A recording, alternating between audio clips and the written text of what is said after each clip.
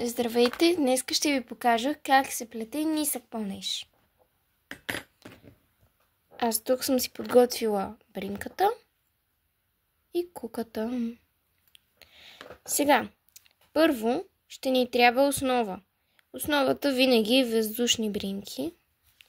От миналото видео, ако сте гледали, сте се научили как се правят.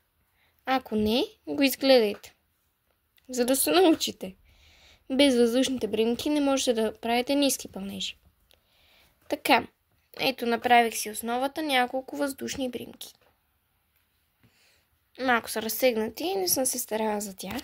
Извинявайте за това. Така, сега ще изплета още една. И сега, първия нисък пълнеж не е тук, ами тук, но докато се научите няма проблем по принцип къде го правите. Така. Значи,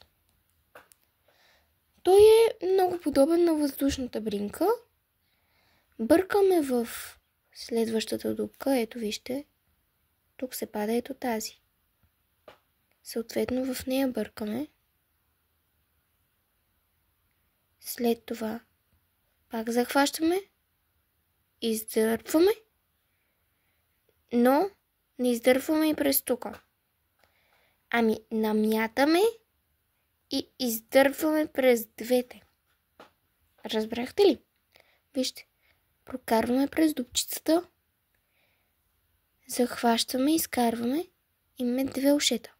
Сега намятаме. Готово. И с ниски пълнежи може да се правят най-различни неща. Като рози. Тук моята профилна снимка даже е с тази кокошчица. Тя е за яйца, даже вътре имам яйце. И тук всичко е с ниски пълнежи. Въпреки, че ето тук има и високи.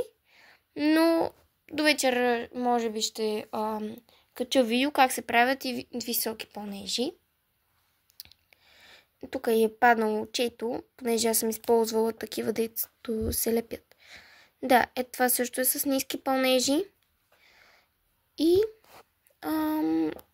сега ще ви покажа и как се означават ниските пълнежи. Ниските пълнежи се означават така. Аз тук си имам едно тефтерче. Извинете ме, тук просто съм направила една схемичка за как да си изплетем патенци. И за това има много писано, но сега ще ви покажа. Ето тук. Ниския пълнеж може да се означи като плюсче, може да се означи и като хиксче. Да, това е за сега. Ще се видим скоро.